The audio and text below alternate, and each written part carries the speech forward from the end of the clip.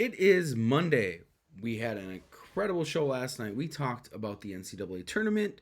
We talked about brackets. I went through my selections for this year's NCAA men's tournament. Might touch on the women's a little bit later on. Kind of want to see how things go. But first things first, welcome to the real deal in sports. That's me. I am Nathan Deal. Got a few things we'd like to talk about tonight. I actually made a list for once. Um, Decided that maybe I should touch on a few things that everybody else is kind of talking about here in the worldwide world of sports, right? As always, check out the socials. They are right up here. Eventually, at one point, I'm gonna nail this correctly, but they're spinning right here. Take a look. Let me know how you feel, what you think, and let's have a little bit of fun tonight. I have four things on my list that I just want to touch on real quick. Maybe five too, but there's just a few things I want to touch on today that makes what I do fun, or what I want it to be fun. This morning I was watching one of my favorite guys. He wasn't on today. Well, I don't think Greeny was on or not, but I watched Get Up in the morning. And so the first topic is something they spent a good amount of time on. And I look at it as, what are my thoughts on it? So I spent today trying to figure out what makes sense for me to talk about. And Russell Wilson is a Super Bowl winning quarterback. He was a third round pick out of Wisconsin, Homer. But he was a third round pick. Came in to compete with Matt Flynn, who that offseason signed a massive contract. I think it was only $8 million a year at that point. But Matt Flynn had an incredible final game of the season against the Detroit Lions when the Packers had already clinched the playoff berth. So Rodgers didn't play. Matt Flynn played. Flynn set the Packers record for the most yardage in the game. So Seattle threw him, like, I think 3 years, $20-30 million over that time. Like, it was an $8 to $12 million contract that Matt Flynn got off of one game. So then the Seattle Seahawks selected Russell Wilson in the third round, and I in a fantasy draft I had that year, I told him, like, Russell's going to win the starting job. He will be the starter day one. He will be a rookie starter game one. You watch. And I was right. Russell Wilson, for all those years, played very well in Seattle. I'm not sure what exactly happened. I think the playbook and the play calling started going beyond what they needed from Russell Wilson. Now, Russell was never a guy that was going to give you 5,000 yards, 50 touchdowns.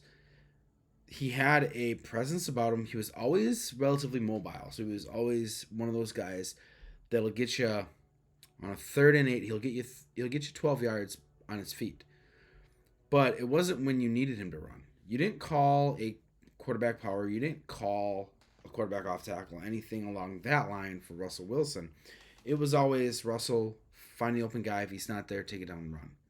And he would rather pocket pass than run. So it made him a very good quarterback with a great running back in Marshawn Lynch that helped him lead Seattle to 3 Super Bowls. I think 3. He won 1 or 2. Won 1, lost 1. But still, 2 Super Bowls in the NFL. It's more than what Aaron Rodgers got. So, just by that alone,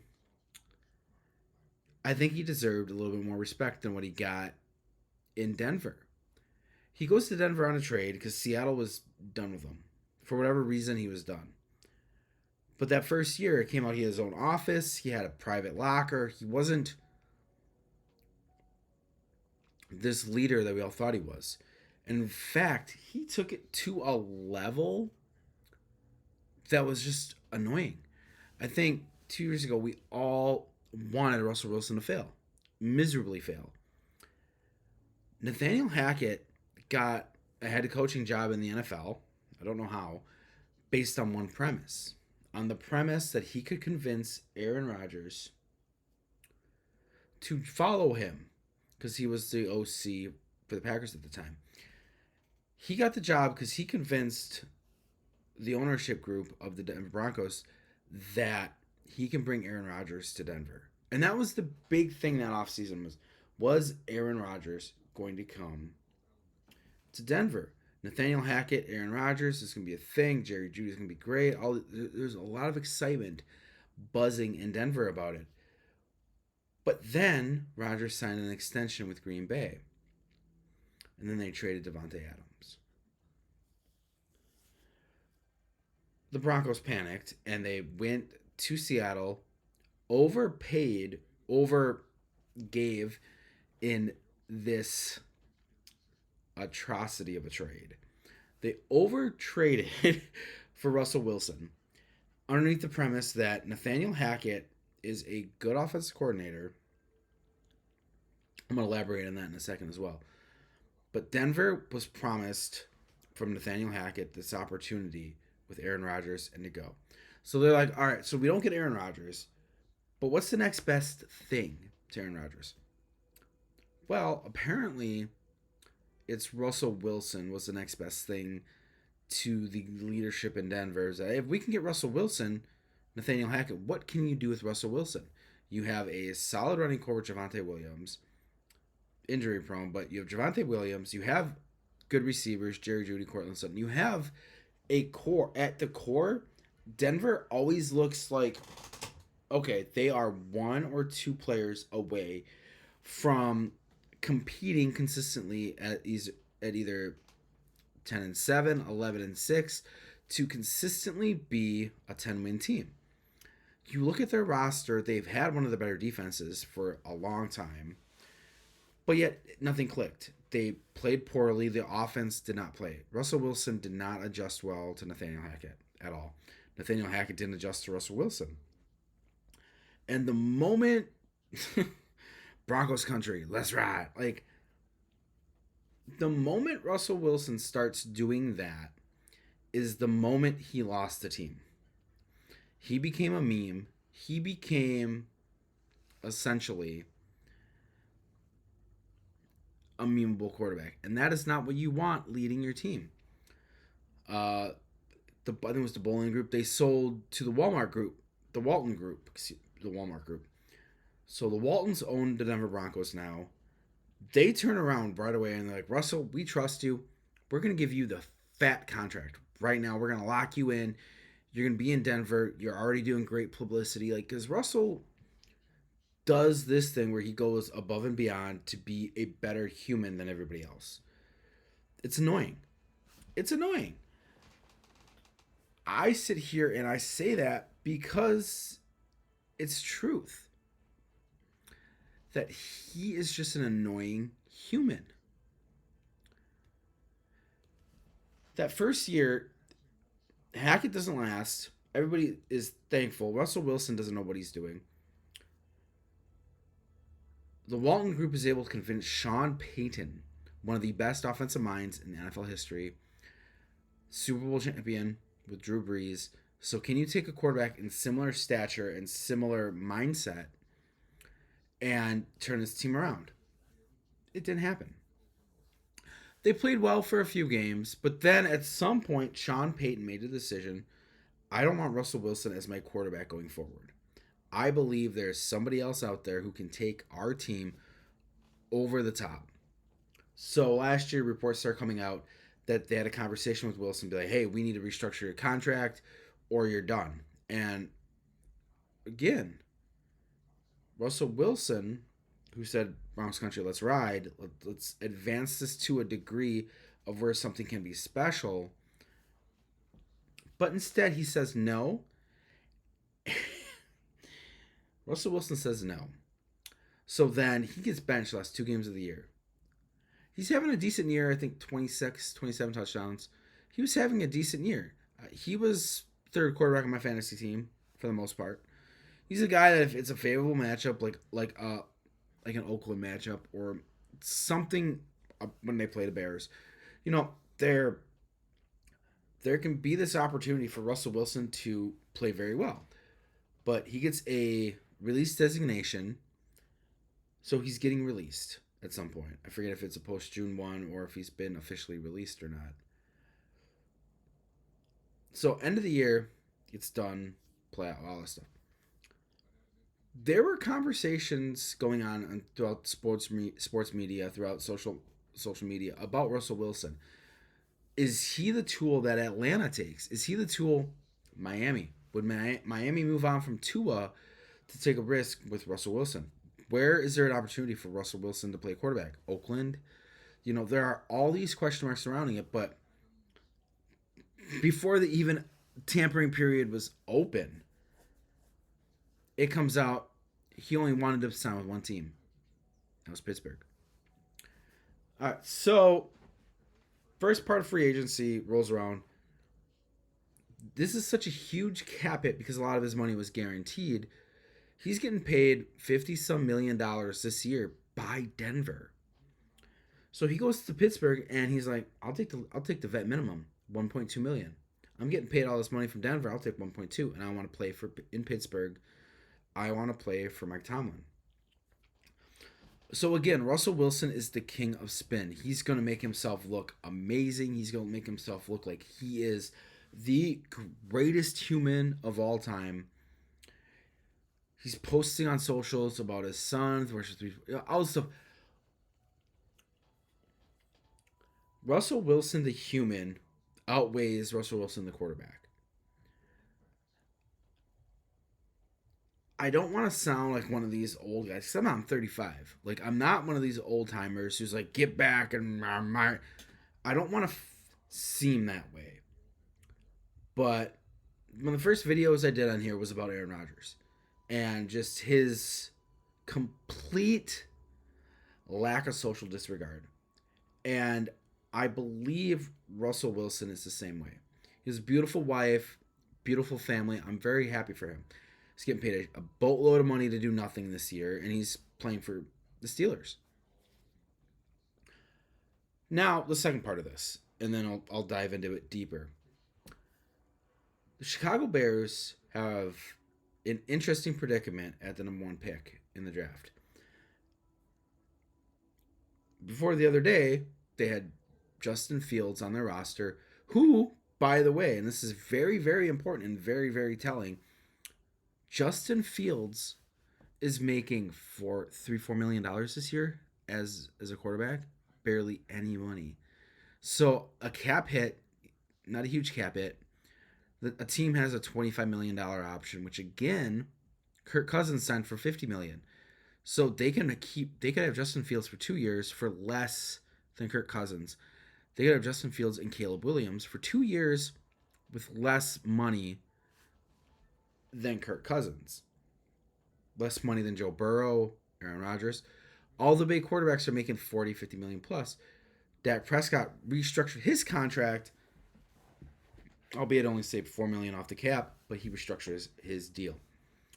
Every year, Patty Mahomes restructures his deal to get a signing bonus to open up about $15, $20 million in cap room. The Bears had an opportunity to go against the grain, keep Justin Fields, to say to Justin, we want you in our quarterback room. You are a 3-year vet. You've had good success. You've had great games. He's won me a bunch of fantasy football games. But what did the Bears do? They shopped him everywhere. And now reports are coming out that Justin Fields said no to everybody except for one team, the Pittsburgh Steelers. So the trade is made. It's a 6th round pick, could be a conditional 4th if Fields sees playing time of over 51%. Cool. Awesome. Immediately after the trade, the Steelers are in spin mode. They are saying it is not a quarterback competition. Russell Wilson is the guy. Okay, cool. Thank you for clarifying. I don't think we needed clarification at this stage of their careers. Wilson, a 10-plus year vet in the NFL, plays competitively. He continues to be a presence on the football field and still continues to win games. Again, I really thought another year in Denver underneath Sean Payton next year would have been that leap or that step that they were expecting this year. Year one of a system, it's very hard to get to be an all elite level. I hate saying all elite. Ugh. To get to that all pro level with your first year in a new system. It just doesn't happen often. And the quarterbacks who succeed in that are freaks of nature. They're the Aaron Rodgers, they're the Dak Prescotts that are able to come in and understand what that coordinator wants, what the head coach wants. Specifically with Dak, Kellen Moore left, McCarthy came in. Dak had a great year underneath McCarthy because McCarthy used Dak like McCarthy used Aaron Rodgers. It happened, and Dak top 3 MVP voting. So the big conversation this morning is, what is that quarterback room going to look like in Pittsburgh? Well, number one, you have a 10 plus year vet coming in ready to rebound. It's only a 1-year deal. So Wilson can play himself into a 3-year deal at the end of this year by being Russell Wilson, by running the ball, hitting the play action. You got George Pickens. They don't have Deontay Johnson. They traded him away. You have a great tight end in Pat Freiermuth. You have 2 incredible running backs in Jalen Warren and Najee Harris. This offense is tailor-made for Russell Wilson. His backup is a third-year player who has won games. He's been wildly inconsistent. He also gets hurt too. 2 years ago, he was on a great path and he hurts his hand and he's out 3 weeks. This past year, he gets hurt and then the Bears have to rely on Tyson Bagent. Who is knocking on that door ready to see Tyson Bagent? Not me. Not me. I don't care about his dad being a professional arm wrestler. I don't care. I am here to see Justin Fields. I am here to see DJ Moore, Khalil Herbert, Cole Kmet. I'm here to see the Bears offense do what the Bears offense should be doing. Luke Getsy did not understand Justin Fields as a player. Maybe Mike Tomlin does. Maybe Mike Tomlin has something up his sleeve. They control his 5th-year rights at $25 million. There is an opportunity for Justin Fields, not this year. He needs to sit and he needs to learn football from Russell Wilson. Russell Wilson needs to put up or shut up when it regards to being a veteran quarterback. Can he take Justin Fields and allow Justin Fields to get better in practice, show him things, teach him things, and have Russell Wilson get better in the practice room and in the game film to take himself back up to the level he was at before? Fantasy football wise, George Pickens and Pat Freiermuth should be top of your board. Pickens is a top 5 receiver and Freiermuth is a top 5 tight end. No question about it. The way Wilson throws the ball, he likes his targets. Now, if it moves away from Pickens, you find that guy and you make sure you stack it. Cortland Sutton had like 12 touchdowns last year. Jerry Jeudy didn't. It was Cortland Sutton that was getting open in the red zone. Boom, Wilson over the top. The running backs did well with Russell Wilson. He gets his running backs involved. So Jalen Warren, Najee Harris, you want to stack those guys. That is an opportunity to stack those two. And Steelers country, let's ride. Whatever he is going to do, because he is such an annoying human. I don't believe there's a controversy. I don't believe there is any room for Justin Fields to play this year. Justin Fields, you don't draft him in fantasy. You let him go. The only time you grab him is if Russell Wilson gets hurt. But Russell Wilson usually doesn't get hurt. He's not Iron Man Brett Favre or Peyton or Eli Manning, but he doesn't get hurt. And when he gets hurt, he takes his time to come back. This is Russell Wilson's team. I am not looking at a quarterback controversy. I expect minicamp to go Russell with the 1s, Fields with the 2s, and Fields does enough to gain confidence. But not to a point to where, we're going to have Justin take some reps. Justin isn't taking a single rep with the first team unless Russell Wilson is injured. Injuries happen, as we all know and love. Gardner Minshew played more snaps than Anthony Richardson. Joe Flacco got to the playoffs, and Joe Flacco was on a bench. Injuries happen. It will happen. And if Russell Wilson gets hurt, Justin Fields needs to take it as an opportunity to show the entire NFL that I am a number one quarterback in this league. I can compete at a high level and I can win games. That's all that needs to come out of Pittsburgh. Apparently, Kenny Pickett wasn't a fan of Russell Wilson coming in, so they traded him to Philly. Newsflash, Kenny Pickett, you're going to Philly where it's Jalen Hurts' team. Jalen Hurts is the bona fide leader of Philly. Nobody messes with Philly because it's Jalen Hurts.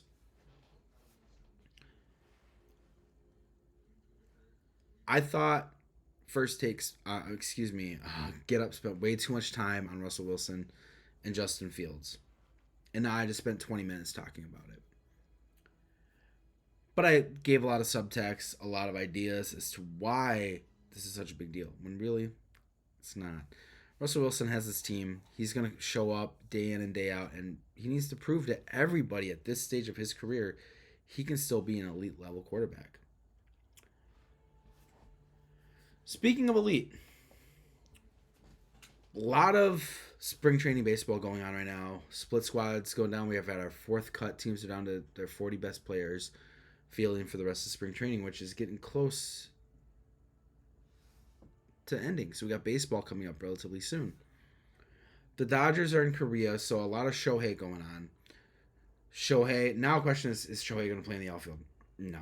Don't put Shohei in the outfield at all. Let him DH. Leave him alone. Dave Roberts, you've already moved Mookie Betts from the outfield, where he's a gold glover, to second base. And now he's your shortstop for the foreseeable future. You have one of the best defensive first basemen in Freddie Freeman. So you can't even have Shohei pull a Bryce Harper and have Shohei play first while he rehabs his elbow thing. Shohei can't throw. Shohei can't throw. Now, for the sake of me being misheard or misspoken, excuse me, I'm going to be very direct. Shohei Ohtani has an elbow injury not allowing him to pitch this year. If Shohei cannot pitch, do not put him in the outfield. No, this isn't a situation to where he catches it and then the center fielder comes running over and he man, hit the ball. Like, no. Avoid this at all cost. I saw an alarming stat today on social media. Javier Baez is getting paid $25 million this year to play the game of baseball. Good for him. Great money. It's spring training and he's batting .092 with 2 RBIs. There are some guys who just need a nap, that just need to take a nap for a couple days, and that is Javier Baez. Haven't had a chance to watch a lot of the spring training games this February and March. I haven't had an opportunity to. A couple games I've seen. The guys are showing up to where they should be. Two names that still are, it's mind-boggling to me. 3 names, actually. I don't think JD Martinez has signed. This is a guy who drives in 120 a year. Throw him in the outfield. He can play a little right field. Throw him at DH just to let him hit. JD Martinez is a 30 homer, 100 RBI guy batting 280, 290. JD Martinez instantly takes a weak DH position and turns it into a strength. I haven't done a lot of research yet for Major League Baseball. For that, I apologize. I am not. It's not on the mind right now. On the mind right now is college basketball, and we'll get to that in a few. But just to talk baseball for a hot minute, JD Martinez not being on a team is blasphemy. The other JD went from the Giants to somebody. The other JD got a team. Why not JD Martinez? Where is JD Martinez? Why is he not in Arizona or Florida right now tearing it up? Why can't the Tigers call him up and be like, hey, 1 year, $4 million, come be our DH?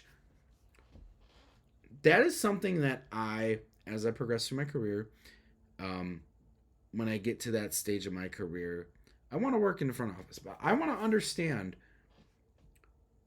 what is the difficulty in calling JD Martinez up and being like, "What's your number?" We're not going to give you 10. We're not going to give you 10. I can give you 4.5. Just come in and hit. Am I just that dense and believe that this conversation should not be that hard? Because it shouldn't be that hard. Now, that goes to the next two names. Jordan Montgomery, who pitched incredibly well for St. Louis. He's pitched incredibly well last year. He has earned a good contract. He is a great lefty who can be a solid 2 on a team that needs a solid 2. Which again, you look at teams like Minnesota cut payroll. They let Sonny Gray walk. So why not ask Jordan Montgomery, what's your number? Where would you like to be at this year? Because at this point, you can get a very heavy, incentive-laden contract. You're not going to be ready for opening day because opening day is around the corner. You're not going to be ready for opening day. So pick a team, call and ask, hey, I'll take $9 million. I'll take 12, whatever the case may be. Again, I wish I knew more of the ins and outs of how this worked, but you'd think it'd be that easy for his agent to call up Arizona Diamondbacks and be, hey, it's Jordan Montgomery's agent. 2 years, $30 million. What do you say? Give an opportunity. And opt out after year 1. If he sucks, you can say no. If you like him, you say yes. Player option, whatever the case may be. Because that's what Bellinger did. Cody Bellinger got a great contract, very team-friendly contract with opt-outs after this year and next year. But now Bellinger has his 3-year contract, so Bellinger is ready to play. He hit a gosh darn nuke when he went back-to-back with Saya and Yan Gomes. Man, the Cubs are looking good right now in spring training. They look so good. I gotta keep my I keep seeing Cubs win, and I'm like, I gotta keep my expectations down because something's gonna happen. It always does, but I'm very excited for the Cubs to win a Central Division title and make the playoffs this year. Very excited.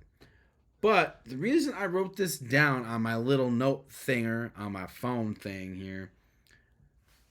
The reigning, defending NL Cy Young winner, Blake Snell, doesn't have a team. Your team instantly gets better with Blake Snell on the mound every 5 days. He had a sub-2 ERA the last 6 months of the year.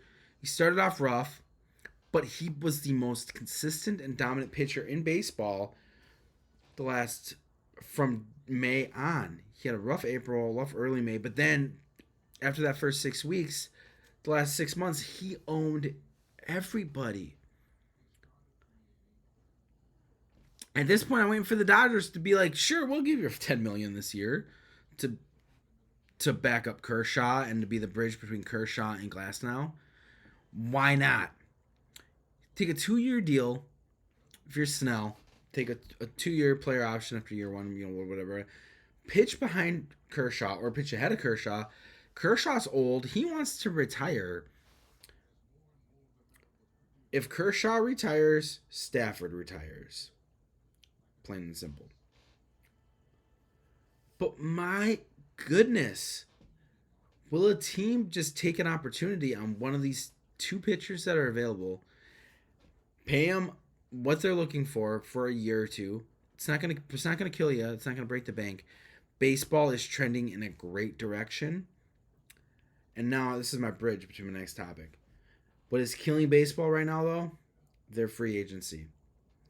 There was no excitement with free agency like there was in the NFL.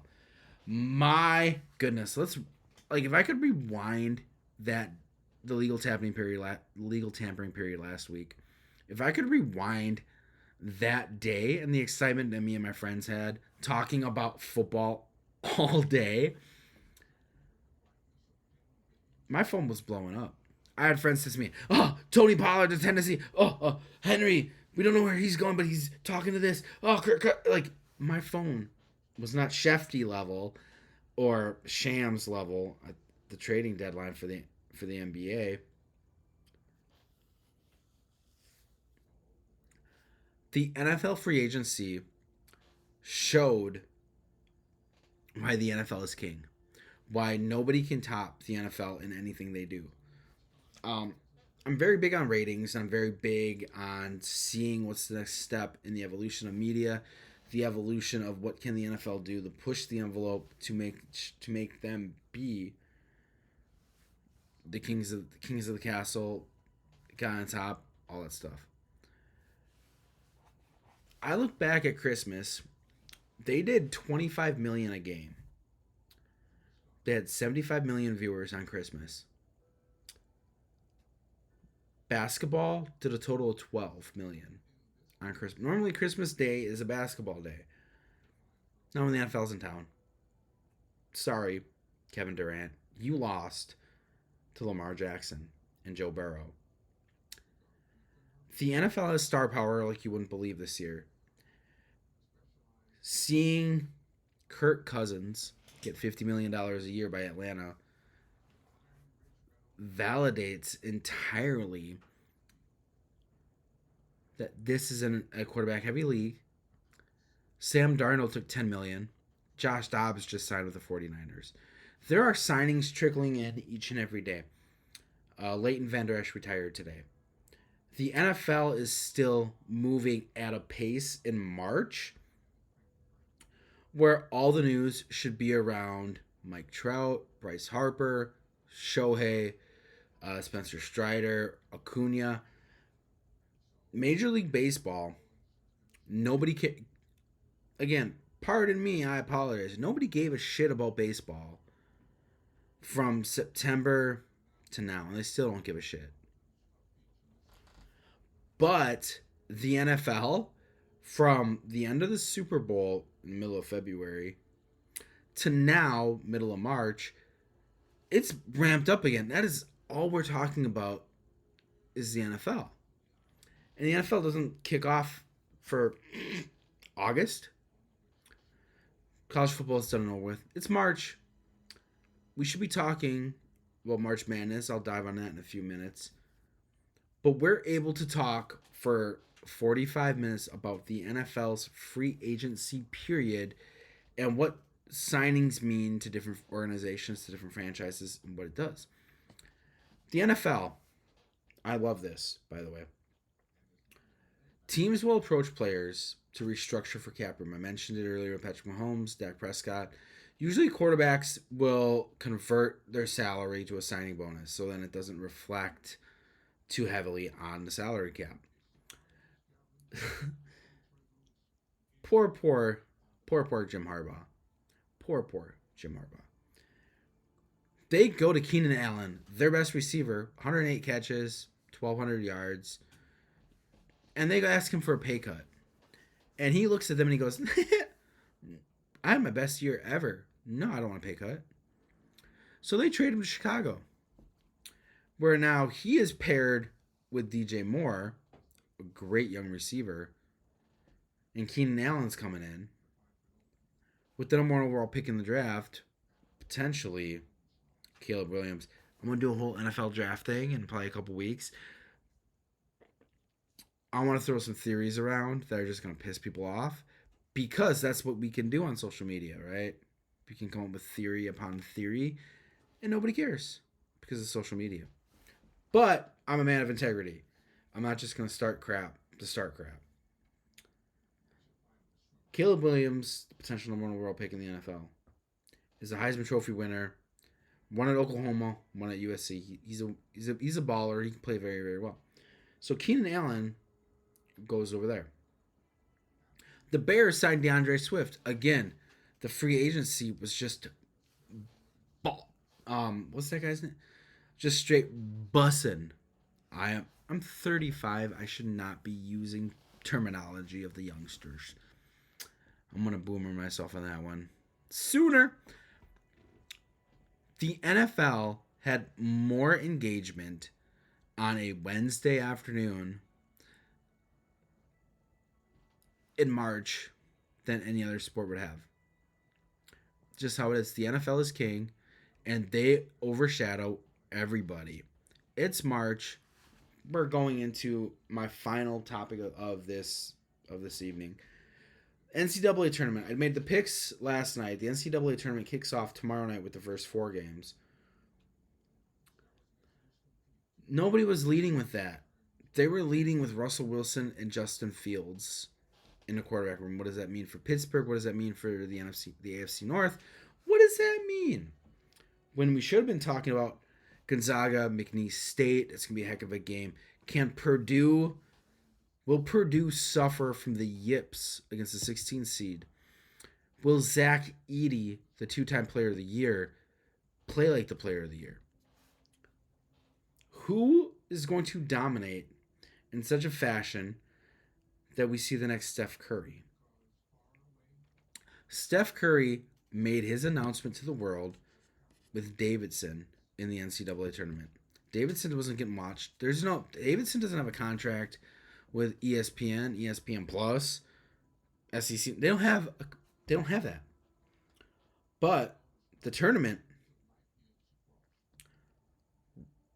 Steph Curry came out and beat everybody. Beat Duke. Steph Curry built up who he is because of the NCAA tournament. You got Wisconsin as a 5 seed. They've beaten Marquette. They've played tough against Arizona. They beat Purdue on number 1. Wisconsin's a 5 seed, and they're getting looked past because James Madison is one of 4 teams to have 30 wins already this year. McNeese State is another one. UConn's another. There are so many good teams in this tournament that if you just did a straight up number 1 seeds, you'd probably do about 60 to 70% correct.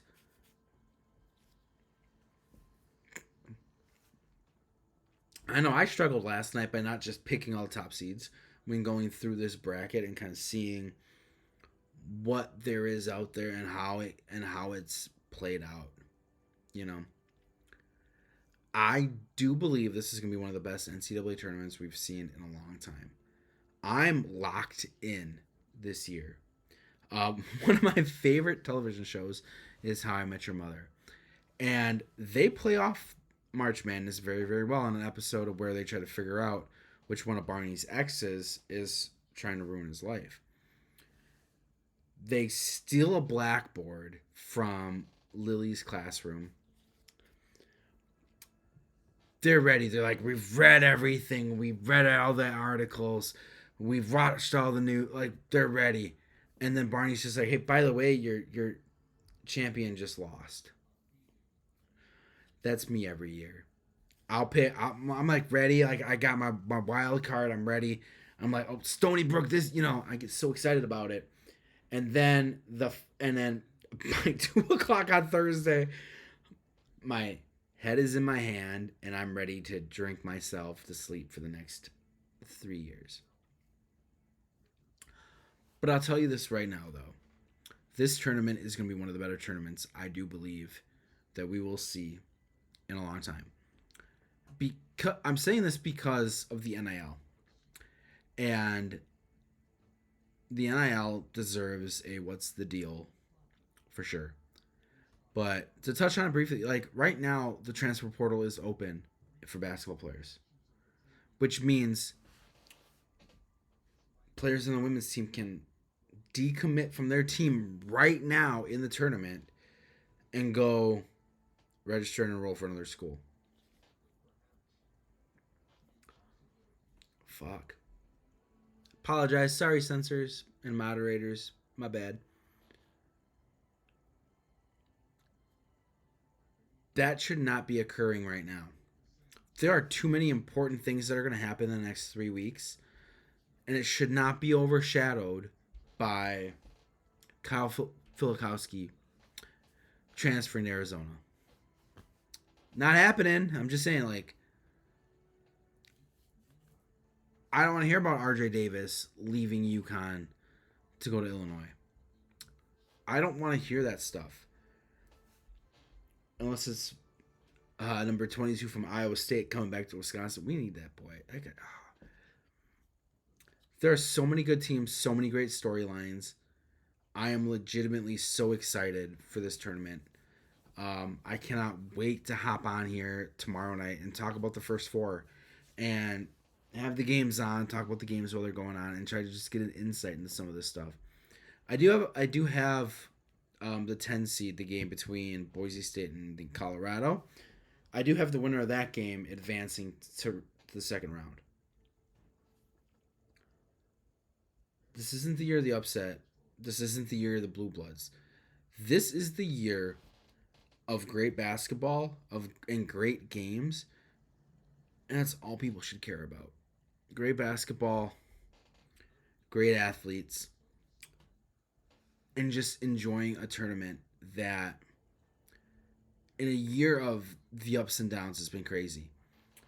The sheer fact that I think 6 teams won their conference that shouldn't have won. They shouldn't have, but they did. UConn, what was it, St. Mary's too? UConn, one of the few teams to win both regular season title and tournament title. Purdue won regular season title. They didn't win the Big Ten, though. They didn't win the tournament title. Illinois was getting in anyway, so it didn't steal a spot. But the one team that I want to highlight here, I'm like, what's the deal? We've been going 40 minutes. I don't like to go any longer than that. What's the deal in sports? What's the deal? Leave the tournament alone. I've heard this too many times with NIL money and with just overexposure of this tournament that they want to increase it to like 70, 80, 90 teams. That does nothing. The NCAA men's basketball tournament at its core is the most fair tournament in all sports. Because here's the deal. Win your conference tournament you're in. Half of the bracket is conference champions. Win your tournament. If you don't win your tournament, place top 3 in your conference. Guarantee yourself a way in. As you get to know me, I'm a big fan of the knockout punch. If you want to go to the judges, you knock them out. Win the tournament, get in. I don't want to see 90 teams. I don't want to see Oklahoma carrying their tail between their legs and getting in the tournament. I don't want to see Iowa just, we're Iowa, we're in the tournament. No, I don't care. I don't want to see Ohio. I don't want to see these teams get into the tournament because we have 90 teams. I don't want to see the NIT combined with the national tournament. The NIT needs to get a better feature because a handful of teams said no to the NIT. I don't want 90 teams for the national tournament. I don't care if we're at 300 plus schools in Division I college basketball. I don't care. This tournament at its core is 64 teams going up against each other, mano-a-mano, single elimination, win and keep going, lose you go home. I don't want 90 teams and have this be extended out farther than it already does. I don't want the NIL money that is available for college basketball to ruin the game. Now, I'm not a basketball player. I played in 8th grade. I got kicked off the team because I went to a wrestling tournament. And then I got a double technical and tossed out of it my last game. I elbowed my buddy Mark. Mark, apologize, bud. And then we're both on a wrestling team and we beat the crap out of each other for 3 years. We're good. I don't want to see it get dampened by the sheer, excuse me, to be diluted. That's the term I was looking for. I don't want the NCAA tournament to get diluted because the A10 conference wants one more team in. Have the team win 35 games. Win your games when you should. Wisconsin wasn't really a bubble team, but they were a 8 or 9 seed before conference tournament play. They get to the finals and knock off Purdue. They had great games. They played Illinois very close. If they would have won, they would have been a 4 seed, not a 3, but a 4. Illinois won the tournament. They were the number 2 seed, and they're a 3. They're a 3 seed. The NCAA tournament at its core is fair. We're seeing it now in college football with all these schools forming up essentially mega conferences between the Big Ten and the SEC. There's nobody left. The ACC is going to be gone. The Big 12 is going to be gone. Big 12 is trying to keep up and they can't. The Pac 2 is gone. At some point, you put everybody independent. You break up for football. Football only, you break it up. There's no conferences. It is you play your regional matchups and you do a regional, right? Whoever wins the 8 regionals gets to an 18 playoff in football is what it needs to get to. So then you have the Southwest, which is like USC, UCLA, Arizona State, Cal, Nevada, Utah, kind of that area. You kind of get those in there. That's one region. Northwest, you take your Oregon State, Washington State, Boise State. You put them in there. Maybe that's when you start to go a little bit towards like North Dakota, South Dakota, something like that. But I'm trying to think of some more schools. The Montanas aren't up there in that position. Wyoming's definitely not in a position to succeed. But maybe that's where you grab Colorado and Colorado State and you put them with Washington State, Oregon State, right? So then you get Colorado State involved in that region. You get to that central. That's 2. Central Midwest is a solid, Minnesota, Wisconsin, Michigan State, Iowa State, Illinois, Indiana. But then you leave Ohio State with Ohio State, Penn State, Pitt, and then you start working your way up. Then you maybe throw Buffalo in there, right? Throw Buffalo in there. The NCAA cannot dilute itself with this men's basketball tournament. Getting back on track to what's the deal. I don't want to lose the 64, 68 teams. 68 is fine. We have these 4 games tomorrow, right? We have these 4 games for the last 4 spots. Winners get in, losers go home. Congratulations, Virginia. You made it to the first 4. What do you want to do, bud? You're a 10. Boise State, you're going to be a 10. Boise State, Colorado, they got an opportunity. And you got 16s battling it out to face the 1s. Cool. Winner gets Purdue, winner gets UNC. I'm all for it. I'd rather see all the 16s be up for grabs or 16s and 15s be up for grabs. I don't want to touch the 10s and 7s. Leave those guys alone. My name is Nathan Deal. As always, this is the Real Deal in Sports. I thought I had a catchy sign-off phrase. I forgot it. I might have to go back and rewatch a video. Which, by the way, if you want to, check out the socials right here. The Exit, the TRDS show. Twitch. Hopefully this is where you're watching from now. Twitch.tv/TRDS show. YouTube, The Real Deal in Sports. All the way out, just like how it is right up here. And then finally the email, realdealinsports@gmail.com. As always, send in your comments, questions, thoughts, concerns, hopes, ideals, and dreams. I want to see what everybody's thinking and feeling, especially with the notion of expanding the NCAA tournament even further. I don't want it. I don't think you want it. 64, 68 is fine. don't need to mess with perfection. I don't want 80 teams. I don't want 70 teams.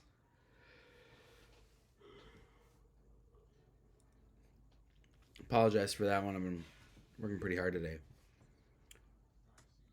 March Madness is madness. It is beautiful. It's fair. We've had two 16 seeds win. We've had 15 seeds win games. We had a 14 seed make it to the Final Four. It is possible to win games and be competitive as a lower ranked seed. It gives you opportunity. Florida Gulf Coast, a couple years ago, it changed the program entirely. St. Bonaventure, Loyola Chicago. There's so many mid-major teams that this can make or break a university. Gonzaga. From being Cinderella to now being the veteran of the sport. 20 plus years in a row making the national tournament. Kansas almost done that. North Carolina missed the tournament a couple years ago. Duke's missed the tournament. Wisconsin missed the tournament. Ugh. That one hurts so much. Michigan State made the tournament. I don't want to mess with perfection. I don't want to mess with one of the greatest things going on in sports. We have had a heck of a time trying to figure out the top four teams in college football. Got screwed up this year. Florida State should have went in. They were the best team. I don't care about the quarterback getting hurt. I don't want to hear it. They were the better team and they should have played. Not this, oh, their quarterback's hurt, they're going to get spanked.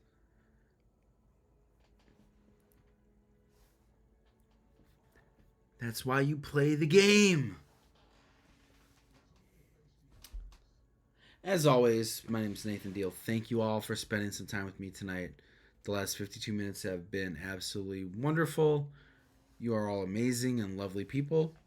As always, let's have some fun and enjoy sports. Thank you.